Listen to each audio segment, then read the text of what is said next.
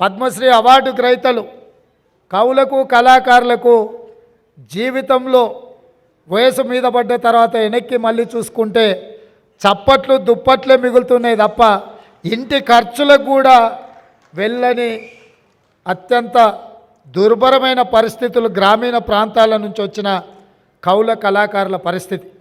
అందుకే ఈ రాష్ట్ర ప్రభుత్వం ఆలోచన చేసి మా మంత్రివర్గ సహచరుల అనుమతితో ప్రతి ఒక్క పద్మశ్రీ అవార్డు గ్రహీతకు 25 లక్షల రూపాయల నగదు బహుమతిని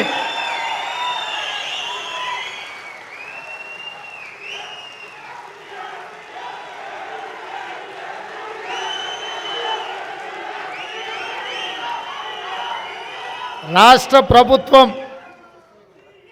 ఈ పద్మశ్రీ అవార్డు గ్రహీతలను చప్పట్లు దుప్పట్లతోనే కాదు నగదు బహుమతి ఇవ్వడం ద్వారా జీవితాంతం ఈ కళలకే వారు అంకితం చేసి మిగతా జీవితాన్ని కూడా ఈ కళలోనే వాళ్ళు రాణించాలని మన ప్రభుత్వం ప్రజాప్రభుత్వం 25 లక్షల రూపాయలతోటి నగదు బహుమతి వారికి ఇవ్వాలని మా ప్రభుత్వం నిర్ణయం తీసుకున్నది.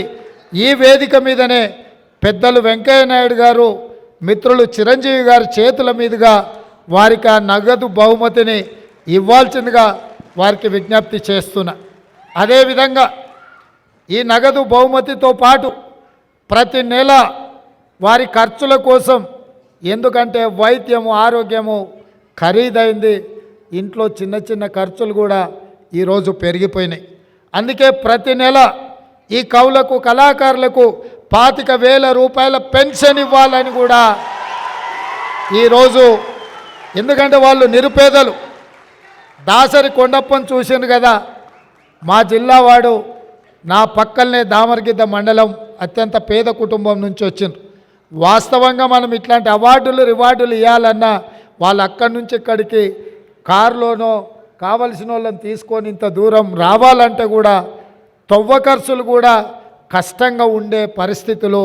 ఇట్లాంటి పరిస్థితుల్లో వీళ్ళను గౌరవించడం, వారికి ప్రతి నెల 25,000 రూపాయల పెన్షన్ ఇవ్వాలన్న ఆలోచన మా పెద్దలు హనుమంతరావు గారి అనుమతితోటి వారికి ప్రతి నెల 25,000 రూపాయలు ప్రభుత్వం నుంచి పెన్షన్ లాగా వారికి ఇవ్వాలి అని చెప్పి మా ప్రభుత్వం నిర్ణయం తీసుకున్నది.